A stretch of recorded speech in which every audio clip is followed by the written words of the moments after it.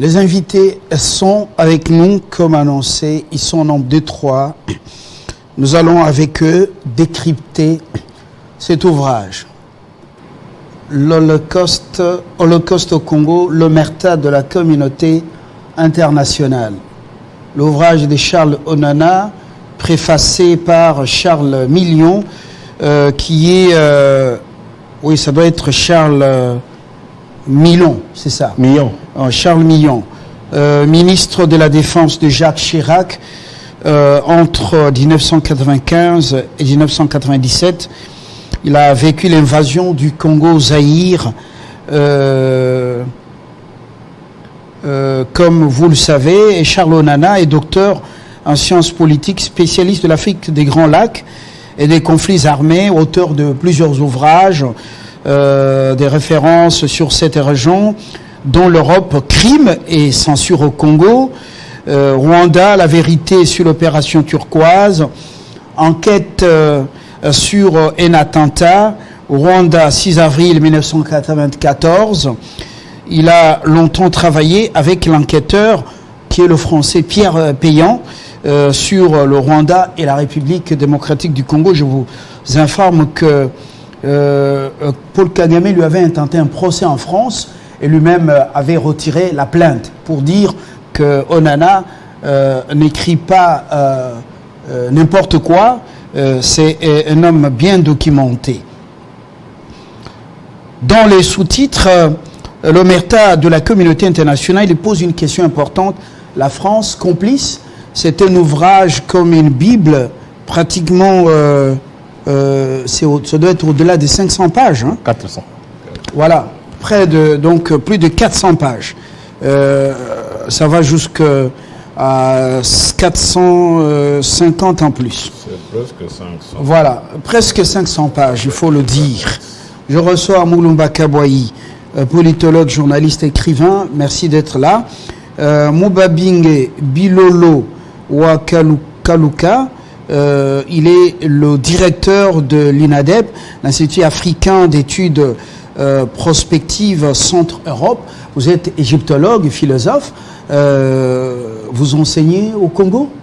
Je suis directeur de recherche. Et voilà. Mais plus en Allemagne. Vous êtes plus en Allemagne. Non, je suis en Allemagne, c'est-à-dire en mission. Le centre, l'Institut africain d'études prospectives, c'est un institut public de l'État congolais, donc créé par ordonnance présidentielle en 1989. Donc je suis au service du Congo en Allemagne. Très bien. Je reçois également M. Nsala, qui est politologue, un enseignant également à l'université. Le prénom m'échappe. Claude Nsala, qui vit entre le Congo et l'Europe. Alors, les trois sont là avec nous pour décrypter cet ouvrage de Charles Onana, qui a été justement, qui est sorti au Congo depuis le week-end. Je commence par Bilolo.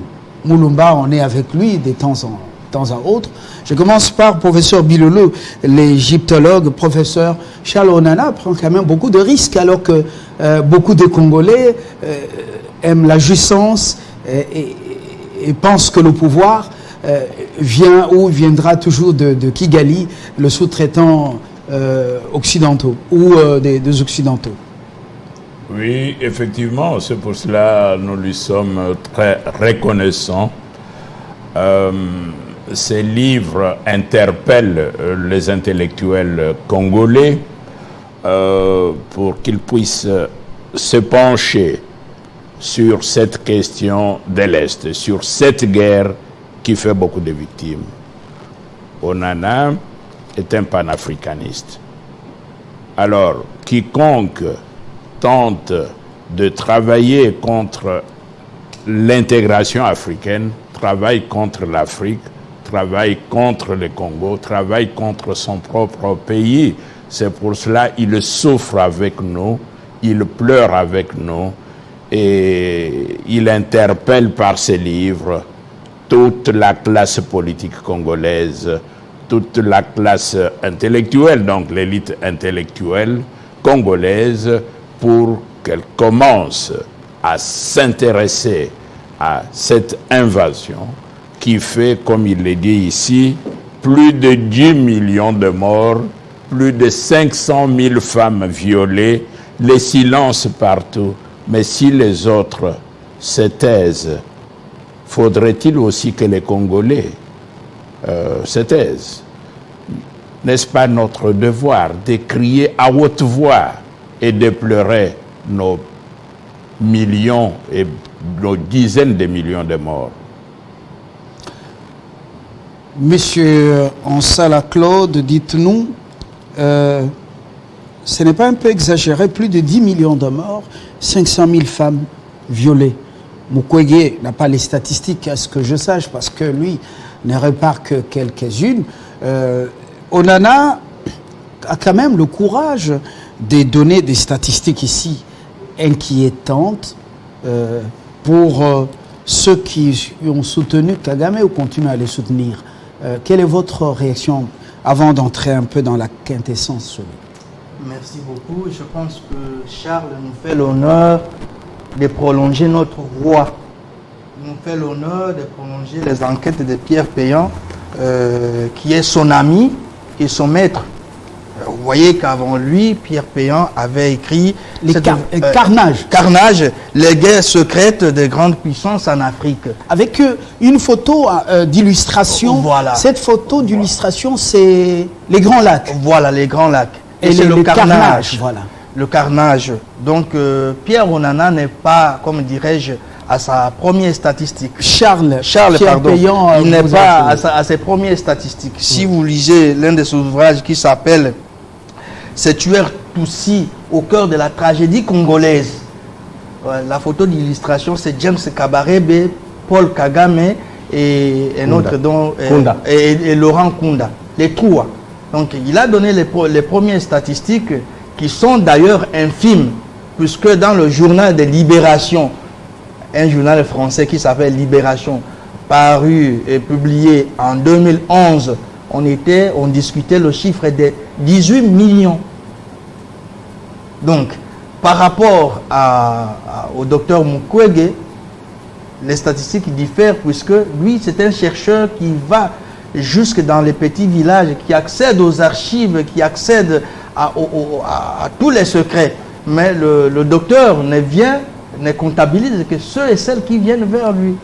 Donc, Charles, aujourd'hui, nous fait l'honneur de prolonger notre voix, puisque moi-même, je suis aux statistiques de 20 millions. Comment ça? Dans mon ouvrage qui va bientôt paraître, qui s'appelle « Les guerres à l'Est entre génocide et statocide », j'ai prolongé les statistiques, les informations à ma possession font état de 20 millions de morts. 20 millions de morts. Donc, aujourd'hui, les Congolais ne doivent pas rester assis, puisque, ainsi que l'a dit Colette Brackman, personne ne viendra pleurer à notre place. Nous n'avons ni d'amis, ni de frères en rapport avec ces guerres, puisqu'il y a l'omerta. Le silence. L'omerta. Freddy Mulumba, à part la préface de l'ancien ministre de la Défense sous plutôt Jacques Chirac, on a bien cité Charles Millon. Ah ben, il y a une partie de ce livre consacrée à ce que Pierre avait dit bien avant, le plan secret d'invasion militaire du Congo-Zaïre. Invasion militaire. Charles Pierre Péan avait dit que ce qui était préparé au Rwanda, c'était pour mettre la main basse sur les richesses du Congo. Apparemment, on constate que Charles Onana consacre toute une partie à cette révélation de Pierre Péan. Oui, je pense que le travail de Charles doit être pris au sérieux parce qu'il a eu accès à des documents secrets. C'est ça ce qui est un peu spécial pour son livre. Beaucoup de gens peuvent parler, mais il n'y a pas de preuves. Et dans cet ouvrage, Charles a amené des preuves. Ça, c'est un des deux. Je pense que quand le pape le pape François est passé par ici, dans son discours Le 31, il a parlé des génocides oubliés. C'était passé inaperçu. Il a dit, en parlant, mais quand tu prends le discours de François, il n'y a pas le mot concernant les génocides. Mais curieusement, il a dit donc oralement. Mais Charles vient d'attester qu'il y a l'Holocauste au Congo. Cet Holocauste, personne n'en parle. Mais nous-mêmes, on n'a même pas... on est incapable, je ne dirais pas... Je ne parlerai pas comme Macron. Nous ne sommes pas en mesure d'avoir un bâtiment pour réunir les restes des corps des victimes de ces génocides. C'est parce qu'il y a, y a des infiltrés qui travaillent contre nous. Ça, il faut le savoir déjà. Ce n'est pas par hasard. Je pense en 2002, Prof. Tumbalaba avait déjà fait des propositions. On n'entend pas compte. Donc tout est fait pour qu'on oublie notre holocauste. Mais l'avantage qu'on a avec Charles aujourd'hui, il faut que les Congolais profitent de cette occasion pour demander des comptes. D'abord à Kagame avec ses amis, ensuite aux multinationales, et enfin qu'on demande des comptes aux puissances occidentales, qui ne veulent pas qu'on parle de nos morts. De toute façon, c'est normal, parce que si aujourd'hui on demande des comptes, ils ne pourront pas accepter d'être responsables. Vous savez, au Rwanda, quand il y a eu les génocides rwandais, aucun occidental ne voulait prendre ses responsabilités. On a dit que ce sont des Hutus qui ont tué, mais qui a donné des armes? Est-ce qu'on a fait des enquêtes en profondeur? Mais cette fois-ci, moi j'ai dit avec l'ouvrage de Charles Onana que les Congolais, les élites congolaises, surtout politiques, prennent le courage de demander des comptes. Qu'on ne puisse pas seulement pleurer nos morts. Il faudrait que l'histoire ne puisse pas se répéter. Parce que ce n'est pas la première fois qu'on connaît l'Holocauste. Entre 1885 et 1906, il y a eu un génocide, un holocauste. À cause de Léopold II, les caoutchoucs rouges, on a tendance à oublier. Ça, c'était pendant l'industrialisation, pendant la révolution industrielle. Maintenant, nous sommes dans une révolution numérique. Regardez encore, l'holocauste revient. On a tué plus de 10 millions de Congolais, on parle de 20 millions. Si demain il y a encore d'autres révolutions technologiques, nous sommes encore des pays. Voilà pourquoi nous devons faire par tous les moyens. Nous, Congolais d'abord. Parce que ce qui est dramatique, c'est de voir que les autres parlent de nos morts. Nous-mêmes, on ne fait rien. Et on a peur même de prononcer le nom de l'Holocauste. Donc il faut maintenant qu'on s'assume, qu'on demande des comptes à tous les pays occidentaux qui ont armé M. Kagame et Museveni pour venir faire les génocides chez nous. Cette fois-ci, on ne va pas abandonner. Les premiers génocides, l'État n'était pas à l'école. Nous, on a eu la chance d'accéder à l'école des Blancs. On a étudié comme eux. Cette fois-ci, les Congolais sont déterminés à ce que notre Holocauste, notre génocide ne soit pas oublié. Que nos petits-enfants, arrière-petits-enfants, ne puissent pas subir la même chose. Voilà l'importance du livre de Charles Onana. Et de l'autre côté, je pense qu'aujourd'hui, M. Kagame est dos au mur. Maintenant, il faut que Vous le croyez? C'est fini pour lui. Dos au mur. Il commence à appeler en Amérique, les parrains ne prennent plus le téléphone. Il devient maintenant un fardeau. Qui vous a dit ça?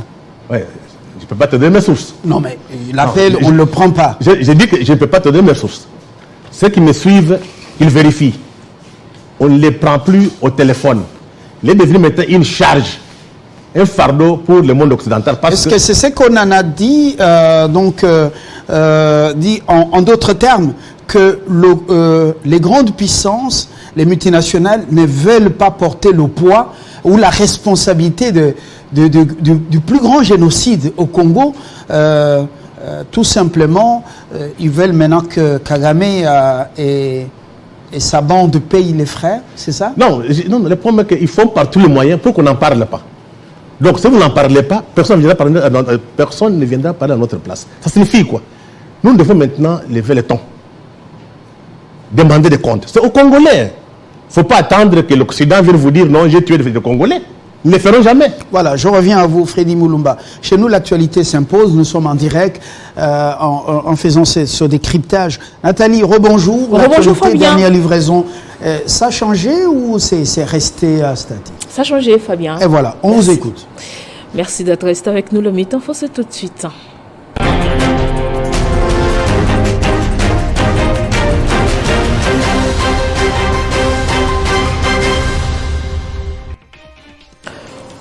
Au Kouilou, le ministère provincial des Affaires humanitaires alerte sur la présence de près de 60 cas de malnutrition parmi les 6 000 déplacés des territoires des Kwamut, au Maïndombe et Bagata au Kouilou, se trouvant dans la ville de Kikwit depuis plusieurs mois. Il s'agit en majorité des enfants de 0 à 15 ans et quelques adultes.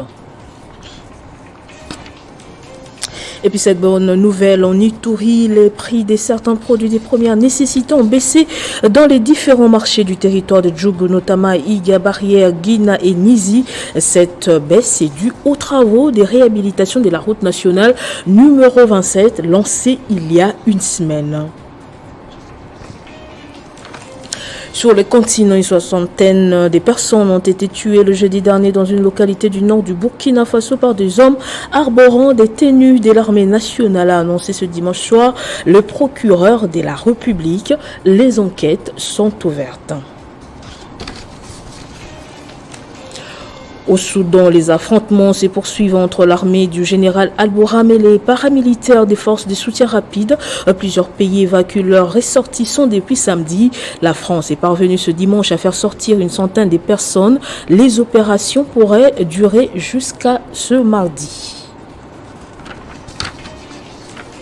Sergei Lavrov, le ministre russe des Affaires étrangères, va s'exprimer ce lundi à New York aux États-Unis devant le Conseil de sécurité des Nations Unies. Conséquence du fonctionnement de ce conseil qui a permis à la Russie d'en assurer la présidence depuis le début du mois d'avril, malgré l'invasion de l'Ukraine et l'inculpation pour crimes de guerre par la justice internationale du président russe Vladimir Poutine. Merci de nous avoir suivis de partout. L'information reste en continu en temps réel sur votre télévision, mais dans l'entretemps, 50 bonjours, c'est poursuit.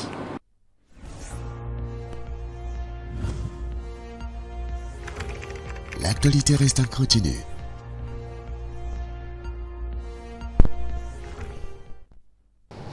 Voilà. De retour sur ce plateau, nous continuons justement. Celui qui avait la parole, C'était moi. Ah, voilà. Mais vous étiez en train de finir, là. Oui. Je disais ceci. Charles, le travail qu'il a fait, il a maintenant des preuves. Par exemple, concernant les débuts de la guerre. Comment... Donc, vous affirmez que Kagame est en disgrâce vis-à-vis de ceux qui l'ont soutenu depuis un temps, parce que maintenant, leur conscience serait chargée à cause des crimes commis au Congo? Non, il devient un fardeau pour eux. Mais les multinationales n'ont pas d'âme, n'ont pas d'état d'âme. Je ne sais pas si on a compris un symbole. Le pape François est arrivé ici. Il a dit clairement, levez vos mains sur l'Afrique et sur le Congo. Le pape, c'est le gardien... Il a dit retirer. Retirer, oui. Le pape François, c'est le gardien des valeurs occidentales. Droits de l'homme, liberté, démocratie. Mais ce qui se passe au Congo, c'est contre les valeurs occidentales. Qui les font? Les entreprises occidentales, les hommes politiques, ce n'est pas les hommes politiques. Et quand les papes peuvent venir parler, je pense que ça commence à porter des fruits. Au moins en Occident, il y a encore des gens qui sont consciencieux, qui ont une conscience. Ça commence à toucher ces gens en disant non, on ne doit pas aller plus loin avec Kagame. Au moins, il faut arrêter. Il faut dire que Kagame a beaucoup de soutien dans les milieux des hommes d'affaires. Ceux qui étaient à la base de la guerre l'AFDEL et qui sont maintenant à Kigali, qui ont installé des entreprises et des banques à Kigali, pensant faire Kigali le Singapour d'Afrique, sur les génocides, sur l'Holocauste au Congo. Donc, à un moment donné, en Occident, il y a quand même des penseurs, il y a des philosophes, il y a des théologiens. On a dit ce que Kagame fait avec notre accord en Afrique, ce n'est pas conforme aux valeurs occidentales. Voilà pourquoi maintenant, Kagame est devenu un fardeau pour eux. On l'a abandonné. Si Kagame était intelligent, il devrait tirer les leçons du maréchal Mobutu. On a toujours tendance à oublier. Maréchal Mobutu a été utilisé par les Américains contre les Angolais, contre l'Angola. À la fin, qu'est-ce qui est arrivé? On est venu lui dire, Maréchal, c'est fini pour vous, il y a possibilité de prendre les pouvoirs et remettre à l'AFDEL. Donc, on a poignardé les maréchals dans les dos. C'est une leçon que Kagame devrait apprendre et tirer. Dans son livre, surtout dans cette première partie, professeur Bilolo Mobabingue, la méthode rwandaise, Charles parle de la méthode rwandaise pour masquer l'invasion du Congo-Zaïre. Il parle du déploiement militaire anglo-américain au Rwanda. Il parle de la traque des génocidaires ou la Libye de Paul Kagame. Il parle de la chute de Mobutu qui consacre l'invasion du Congo-Zaïre. Il parle du Congrès américain qui s'interroge sur l'action de Bill Clinton au Zaïre. Vous connaissez, ça aboutit à l'assassinat après de notre président Laurent Désiré Kabila. Le projet d'empire tout si connu à l'Élysée et à la Maison Blanche. Pourquoi Charles veut revenir? Donc revient sur ces grands moments de l'histoire. Ces grands moments sont très importants pour connaître ou comprendre ce qui est en train de se passer aujourd'hui. Donc c'est la suite de tout ce qui a été planifié. Tout a été planifié. J'irai même plus loin parce que Onana commence en 1994. Or, en 1990, quand nous avons préparé la conférence nationale, il y avait certains problèmes entre le Congo et le Rwanda. On était avec la société paysanne qui avait joué un très grand rôle dans la constitution de la société civile. Le problème était que le Mobutu avait donné beaucoup de pouvoir aux réfugiés, aux anciens étudiants de l'Ovanium, etc. Et cela utilisait cette position politique pour acheter des terres à l'est du Congo. Nous autres de l'ouest, nous ne pouvions pas comprendre ce problème-là. Les gens n'étaient pas encore bien préparés pour prendre qu'il y avait un problème de terre qui se posait à l'est et que la politique d'occupation a été amorcée, je dis bien, avant la conférence nationale et que c'était un des thèmes de la conférence nationale qui a bloqué les décisions allant dans le sens de la double nationalité. Parce qu'il fallait d'abord clarifier ces problèmes-là. Quand je suis parti, c'était fin 91, je suis rentré en Allemagne, je rencontrais en 1912, en 92, pour parler comme des Belges, il y a un ancien candidat à la présidence aux États-Unis, M. Larouche, un ancien président donc de l'Ouganda, qui ont donné une conférence à Munich pour dire on a armé l'Ouganda pour venir attaquer le Congo. Il y aura dans l'avenir, nous sommes dans 92, il y aura dans l'avenir... En 92, en 92, à Munich, à Munich, en Allemagne. Vous avez assisté à la conférence? Oui, j'ai assisté à la conférence de M. Larouche, organisée par l'Institut Schiller. Donc, toutes les archives de l'Institut Schiller, vous pouvez les consulter, même online. Il a dit, le Congo sera bientôt attaqué. Le président Museveni a déjà reçu les armes. Les mercenaires sont formés en Afrique du Sud. Après la crise économique, il y aura une crise économique dans l'avenir. Après cette crise économique, l'Occident va se reconstituer avec les ressources du sous-sol, du sol et du sous-sol congolais. Ça, c'est à cette conférence-là. À cette conférence-là. En 1993, nous avions commencé, on a dit que la guerre là, allait passer par le Rwanda. Nous avions initié... Professeur Mobabingue, je voudrais qu'on y revienne un peu. C'est extrêmement important. Oui. À cette période, vous êtes à Kinshasa, au Zaïre. Oui, j'étais venu pour la conférence nationale. Et après, vous êtes rentré en Belgique, et plutôt en Europe, oui, je suis en rentré. Allemagne. Oui. Et vous allez assister en 92 à une conférence animée par l'ancien candidat à la Maison-Blanche, Larouche, et avec qui encore? Un ancien président, il marche souvent avec lui, un ancien président de l'Ouganda. Avant Museveni, il y a eu une période intermédiaire. Ah, voilà, un président en transition, justement. Oui.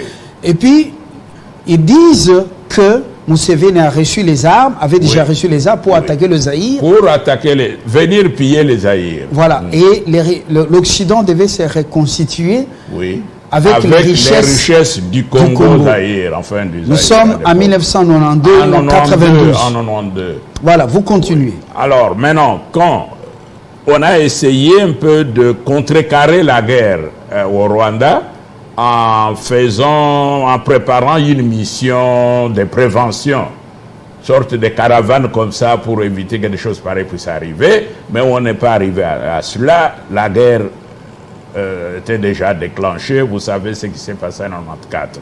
Et après cet événement, même Larouche a tenu à Bonn de nouveau la conférence. Là, j'ai pris des témoins. La Bonn, vous êtes dans l'Allemagne, mais de l'Allemagne de l'Est. Oui, donc des choses. Alors, je suis allé avec le professeur Kitoko Lebela pour qu'il puisse entendre lui-même. Ils ont dit, la guerre, c'est pour le Congo. Le Rwanda n'était que le passage. Est-ce qu'ils n'avaient pas planifié ce qui s'est passé au Rwanda?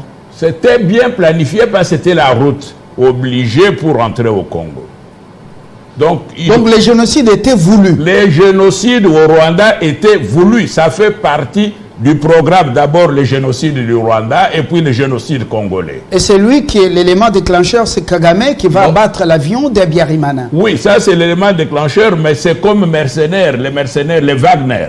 Donc on utilise le Rwanda comme le Wagner, je prononce en allemand, donc les mercenaires russes là, du moins comme nous les appelons en Occident. Oui. Donc on utilise un groupe pour maintenant l'opposer et réaliser le plan. Mais les armes là, Kagame n'avait pas d'argent pour acheter les armes. Il était à Francfort quelques années avant, armes comme nous tous ici.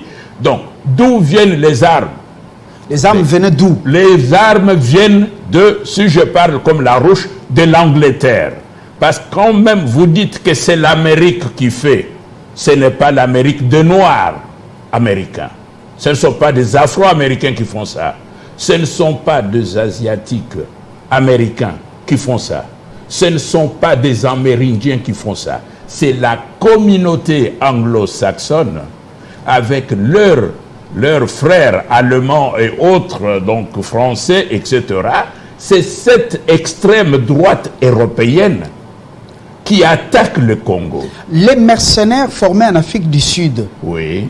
Avant 1992, ces mercenaires étaient formés par qui? Ils venaient d'où? Ce sont les Anglais. Ça, j'ai reproduit Larouche. Oui. On peut le trouver aussi dans ses conférences. Il a même fait une mission une fois pour rencontrer son Excellence Monseigneur Kabongo. Et puis les mettre aussi au Kabongo, l'ancien secrétaire particulier du pape Jean-Paul II. Oui, nous avons rencontré même 2 fois à Rome Larouche qui était parti là-bas pour exposer aussi toutes les difficultés qui allaient venir.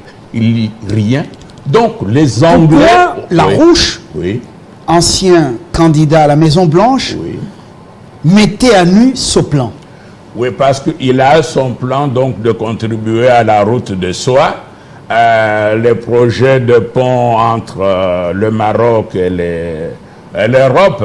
Et puis de l'autre côté, ici, il a beaucoup de projets économiques, il a beaucoup d'intérêt là-dedans, mais il semble aussi avoir une dent contre l'Angleterre, contre les anglo-saxons, pour dire ce sont eux qui sont derrière. Quand on dit multinationale américaine, ce n'est pas américain, c'est l'Angleterre. Donc je ne mettrai pas, comme ce livre tend à le faire, l'Angleterre en dehors.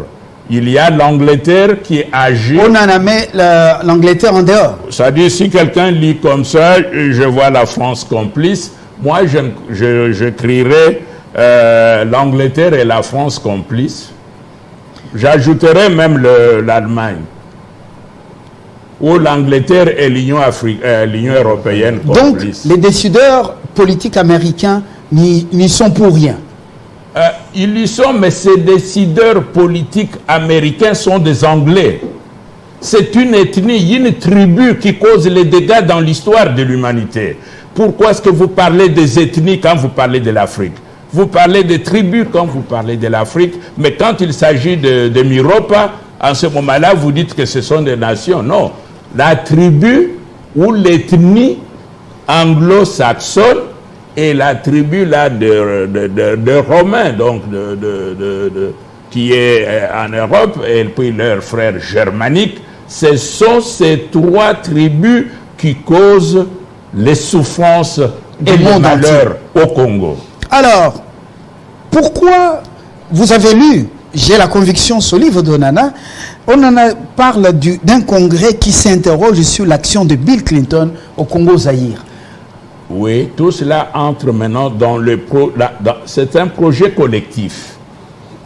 Ce sont des projets des nations. C'est normal que les présidents à part, l'autre a les mêmes dossiers, il les poursuit. Mais ce qui est sûr est que Clinton n'a pas joué, les démocrates, souvent beaucoup de démocrates, ils n'ont pas joué un rôle positif en faveur du Congo. Voilà. Claude Nsala, c'est à vous maintenant la parole, vous complétez. Je suis en train de me dire, il y a la Rouche qui met à nu un plan. Et le plan n'est pas stoppé, le plan s'est réalisé jusqu'à ce jour. Est-ce que c'est votre regard? Oui, évidemment. Il ne peut pas, aucune administration américaine ne saurait stopper ce plan. Pourquoi? Parce qu'il y a les enjeux économiques. Les enjeux économiques. Si vous permettez, je peux vous lire un petit passage de Bill Richardson à l'ONU, oui, en 1997. Bill Richardson qui est venu dire au président Mobutu ici que nous ne pouvons plus assurer votre défense, il faut partir. Oui, le latino. Voilà. Oui. Je suis à la page 24. Le Congo est un élément essentiel des intérêts américains en Afrique. Ce pays renferme des opportunités économiques. C'est à la page 24 de cet ouvrage. Non, ça c'est... Les carnages de Pierre Péan. Voilà. Pierre Péan qui n'est plus de ce monde. Hein. Oui, non. Journaliste, écrivain français. Voilà. Oui, oui. Il dit, ce pays renferme des opportunités économiques énormes. 13% du potentiel hydroélectrique mondial. 28% des réserves mondiales de cobalt. 18% des diamants industriels. 6% des réserves de cuivre. Des richesses des terres agricoles, une talentueuse et industrieuse force de travail, la moitié de la forêt africaine. Voyez-vous?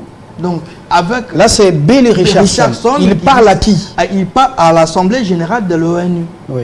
C'était en 1997, le 5 novembre.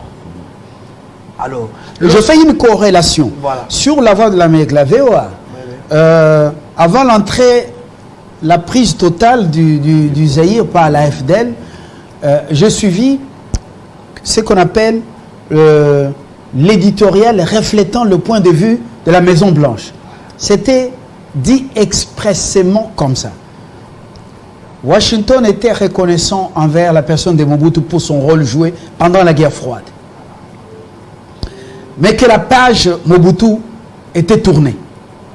Les usines américaines ont besoin de matières premières du sous-sol du Zaïre.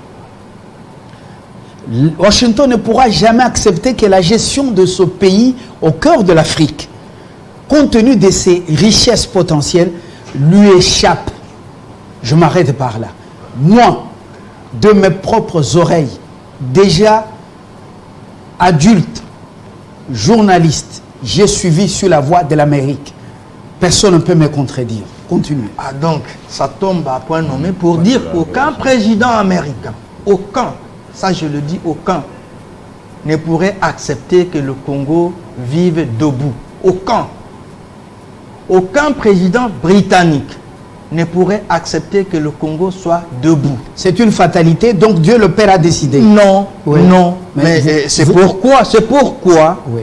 à contrario ou à contrepartie, moi j'ai proposé la résistance. Ce n'est pas comme on pleurniche ici, on appelle la communauté internationale, on appelle la France qui viennent condamner, on appelle le Brésil, on appelle tel pays. Il n'y a aucun pays qui viendra se battre à notre place puisque la guerre sera longue et totale. La guerre sera, on ne nous lâchera pas, on ne lâchera pas tant que nous aurons ces richesses. Donc, ce que nous devons Et faire... puis les richesses, on a minimisé. Hein. Nous avons plus que c'est que Bon. lui, il a avancé comme chef. Voilà, mais il ne pouvait pas quand même devant un conseil de sécurité dévoiler tout puisque tout le monde viendrait chercher. Il y aura la guerre de l'eau qui va arriver bientôt aussi. On va nous faire une autre guerre qui sera la guerre de l'eau avec notre majestueux fleuve Congo. Donc, ce qui fait qu'aujourd'hui, lorsque Charles, après fait les enquêtes de 20 ans, et publie cet ouvrage qui s'inscrit dans le Les paradigme... enquêtes de 20 ans. Voilà, 20 ans. 20 ans. Et déjà, il faut dire qu'en 2001, le prof José Ntumba Luaba avait déjà écrit le génocide à huis clos. À huis clos. Et moi-même, pour compléter M. Freddy, j'ai écrit un papier dans son journal pour démontrer que le pape François est le seul président d'un pays occidental à avoir accepté et parlé du génocide congolais. Ce qui fait que nous devrions nous préparer, nous organiser, puis résister. Puisque, bien sûr, je voudrais insister sur un fait en rapport avec l'ouvrage de Charles. Il y a 3 axes très importants. Il y a l'axe historique, où il donne quand même le nombre des morts, les photos à l'appui, les documents à l'appui.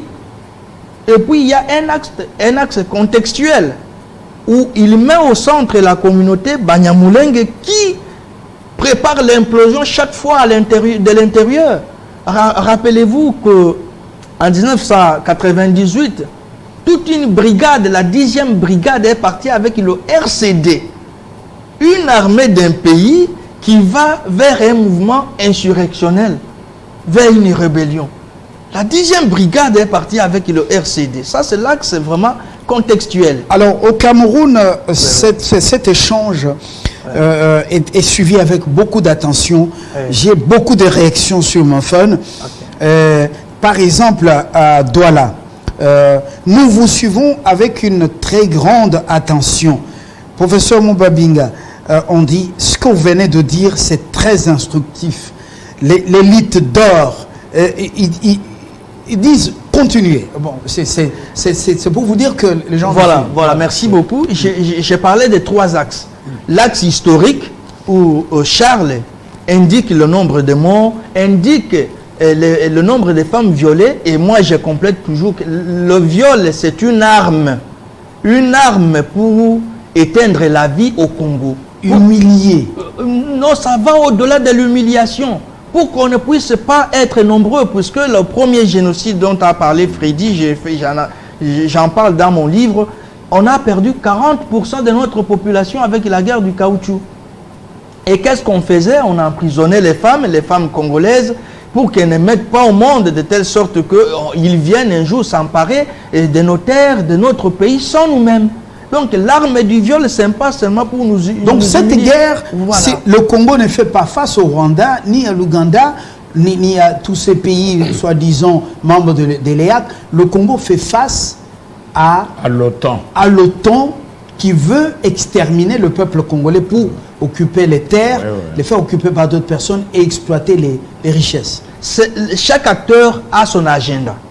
Si les uns, les Occidentaux, à la tête desquels se trouvent les anglo-saxons, veulent les richesses et les terres et les eaux, puisqu'ils vont nous faire bientôt la guerre des eaux, les pays africains veulent les terres. Donc, l'empire Ima-Tutsi, ce n'est pas un rêve. C'est tous les nilotiques qui nous en veulent. Tous les nilotiques. Ce n'est pas seulement le Rwanda. Le Rwanda est peut-être le gendarme le plus fougueux. Sinon, Fabien, moi je connais bien la partie Est. Comment on peut prendre Bunagana sans passer par l'Ouganda? On ne peut pas prendre Bunagana sans passer par l'Ouganda. On ne peut pas parler de Kagame sans parler de Museveni. Je reviens à la question que j'ai posée au professeur Obabingue. Allez-y. Donc, aucun dirigeant à la Maison Blanche ne peut arrêter ce qui se passe ici, ce qui a été décidé par les ténébreux personnages. Aucun. Aucun. Aucun. Et nous... Donc, ici, le seul rempart, c'est Dieu, le peuple déterminé. Pas même Dieu, c'est nous-mêmes. Dieu nous a déjà créés, c'est déjà beaucoup.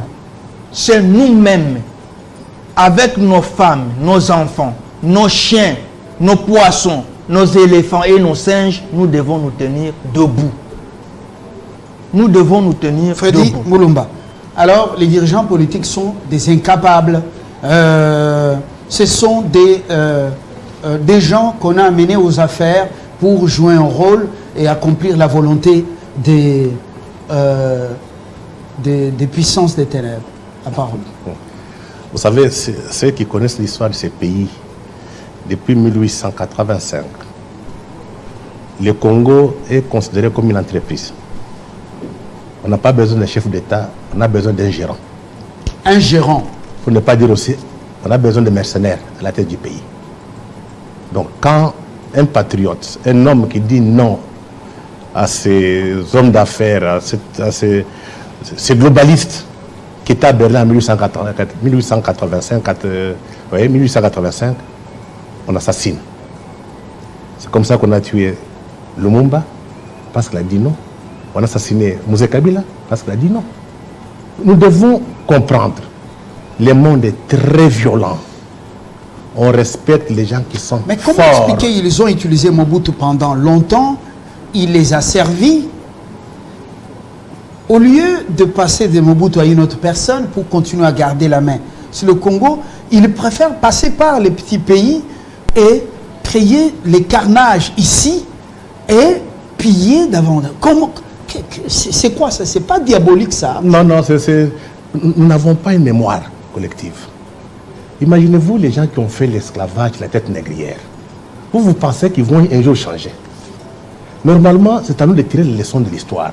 On ne peut pas accepter d'être vaincu depuis 1452 par l'Europe et l'Occident et qu'on continue à accepter de rester toujours victime. Donc, le problème, moi, je dis, c'est nous-mêmes.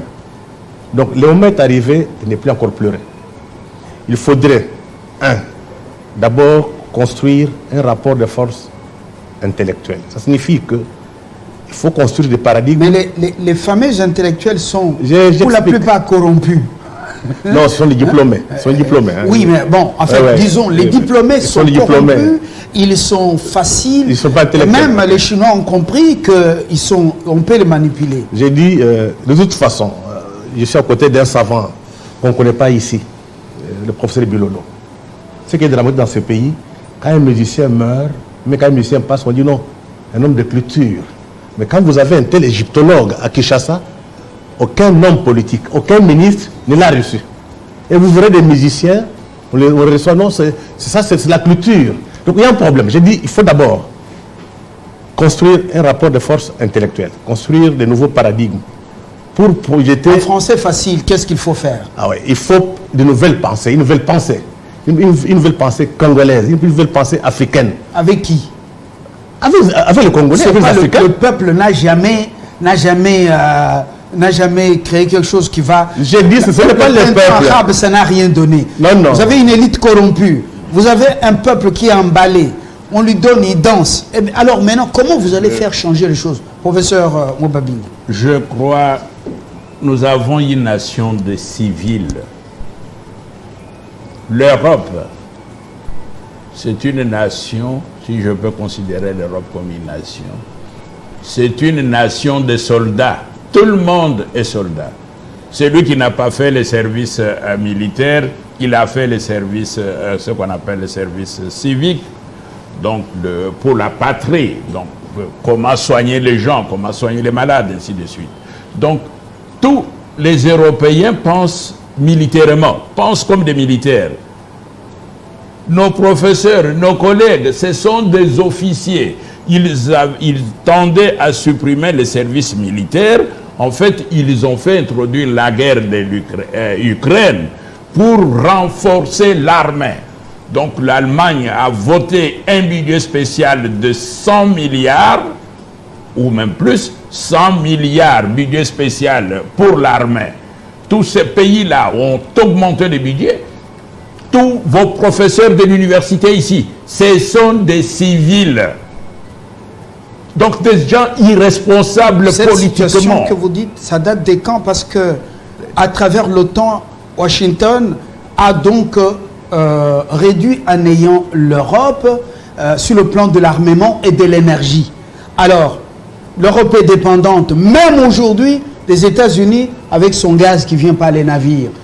On a coupé, on lui interdit de dépendre de la Russie. Sur le plan de l'armement, l'Europe dépend de l'OTAN. Et vous sentez que cette situation date Oui, des mais quand? l'OTAN, c'est l'Europe. Oui. C'est ça le jeu. L'OTAN, c'est l'Europe. Les Congo doivent avoir des enseignants et des infirmiers qui, comme en Ukraine, prennent des armes. Ils sont là au front. Les magistrats, les avocats, les médecins, tout le monde, pas tout le monde, mais la plupart des gens qui sont physiquement forts sont au front. Donc vous dites qu'il faut un service militaire Il obligatoire. faut un service militaire obligatoire, hommes et femmes. Tous les enfants congolais, tous les Congolais, avant même d'entrer à l'université, doivent faire les services militaires. On pense autrement. On pense en termes d'ennemis, Ça en c'est termes un. de Ça stratégie. c'est un. Deux. Oui. Oui. Deux, il nous faut... On a une élite scientifique, On n'a politique. pas d'élite, on n'a pas- Non, c'est-à-dire Oui. on a les instruits Oui. qui sont des civils. Alors vous allez les remplacer par la nouvelle génération. La nouvelle Entre-temps, les génération situations des pourries. instruits qui sont aussi des militaires, qui peuvent déposer des livres à côté et prendre les armes. Deux, vos universités, tout votre système d'éducation, c'est le système colonial. On loue l'UNIKIN, mais l'UNIKIN, c'est l'Ovanium, oui. C'est l'université de Louvain. L'autre, à Lubumbashi, c'est toujours les universités belges. Comment pouvez-vous envoyer vos enfants chez vos ennemis? C'est lui qui est venu pour vous coloniser. Donc, l'ennemi devient le formateur de vos enfants. Qu'est-ce que vous aurez? Ça serait comme si les Congos prenaient tous les enfants congolais et puis les donnaient aux enseignants de M23 ou à Kagame pour que Kagame forme les enfants congolais. Or, c'est ça que vous faites vis-à-vis de l'OTAN. Oh, mon enfant a été là-bas à Washington, à Harvard, à Oxford, et ainsi de suite. C'est rien. Vous envoyez vos enfants aux ennemis de l'Afrique, aux ennemis de l'homme noir, aux ennemis du Congo. Et ces gens donnent des diplômes de trahison. Nous avons des diplômes de trahison.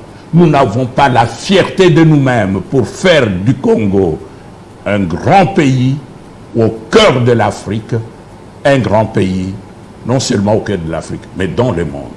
Les deux éléments-là, on doit changer les systèmes d'enseignement. Il n'est pas adapté. On doit cesser de louer les gens parce qu'ils parlent français. S'ils parlent français, c'est être intellectuel. Donc tous les Français de la France sont des intellectuels. Si parce qu'on parle allemand, anglais ou on est intellectuel, donc tous les Américains ou les Anglais sont des intellectuels. Mais non, nous devons quitter ce niveau-là, avoir vraiment une classe intellectuelle responsable, comme le dit Freddy, responsable au sens qui peut donner sa vie pour cette nation. Je suis prêt à donner ma vie pour le Congo. Et toute ma vie, je l'ai sacrifiée pour l'homme noir, pour l'Afrique et pour le Congo. Et ce sont ces gens-là que nous voulons être prêts à mourir et non à construire des villas à travers Kinshasa, mais à mourir pour le Congo parce que les Congolais meurent. Plus de 10 millions de morts, mon frère. Nous sommes qui? Et c'est dire intellectuel dans un tel contexte, il faut se gêner. Professeur Moubabingue est égyptologue et philosophe. De la race de Cheikh Anta Diop. Il faut le dire, bon, on ne fait pas beaucoup de bruit sur lui. Il faut l'écouter. Nous avons eu le temps de l'écouter plus d'une fois dans des grandes conférences. Oui, votre mot de la fin. Claude Nsala, c'est Nsala, j'ai bien prononcé. Oui, vous êtes enseignant d'université, vous êtes politologue. Votre conclusion lui dit 2 éléments seulement suffisent. Freddy Moulumba dit il faut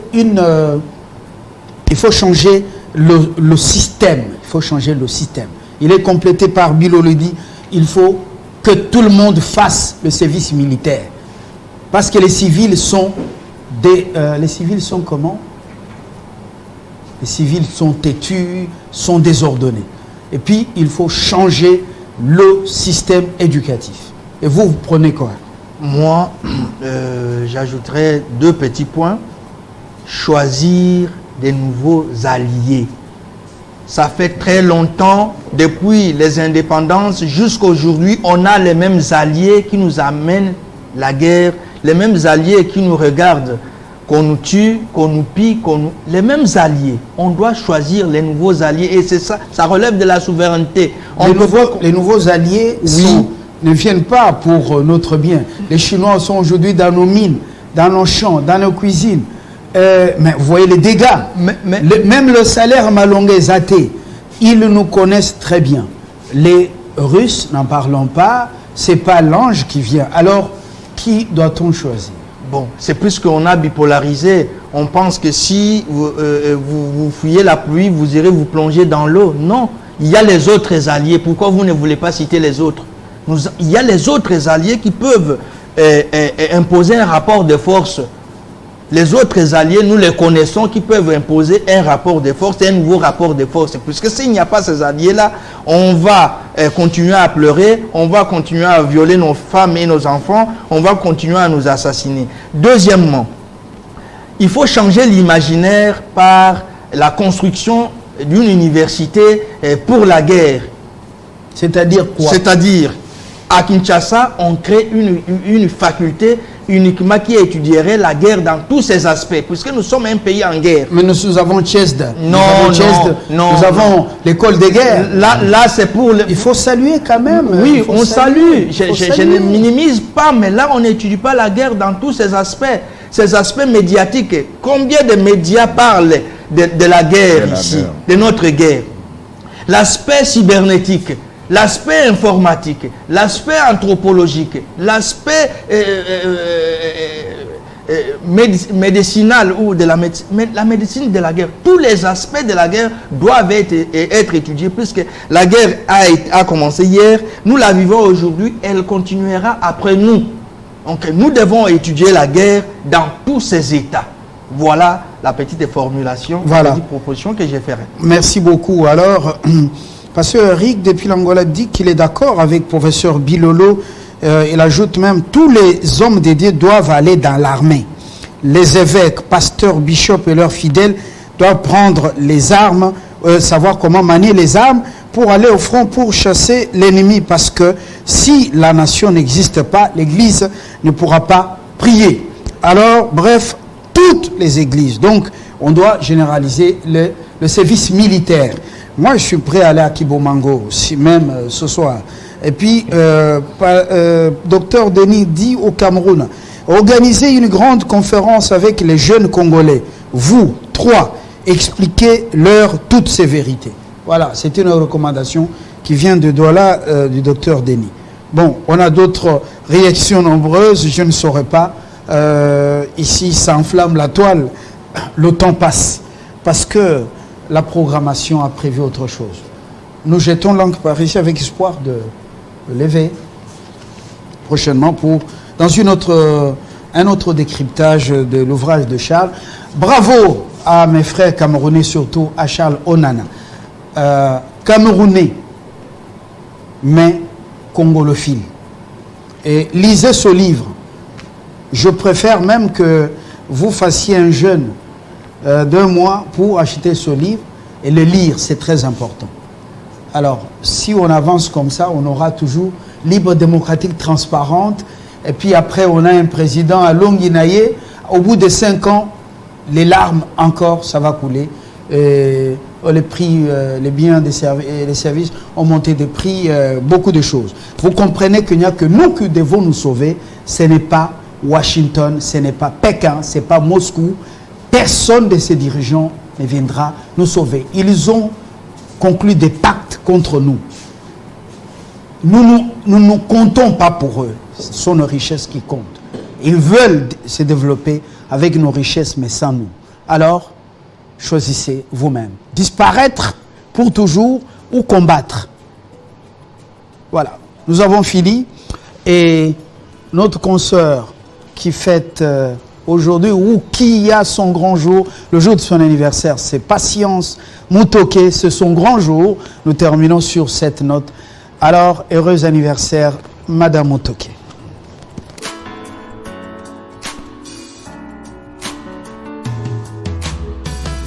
Aujourd'hui c'est ton jour, happy birthday. Tout le monde à la maison, happy birthday. Avec moi nous fêtons, happy birthday. C'est maintenant ton moment, happy birthday. Aujourd'hui c'est ton jour, happy birthday. Tout le monde à la maison, happy birthday. Woo woo woo woo, happy birthday. Woo woo woo woo, happy birthday. Personne ne peut oublier, c'est pas juste pour les billets. Aujourd'hui c'est ton jour, c'est ton meilleur jour pour briller. Il faut chanter, faut crier, il faut danser, faut prier. Aujourd'hui c'est ton jour, des messages d'amour par milliers. Et t'auras toute la nuit, et plus rien ne compte.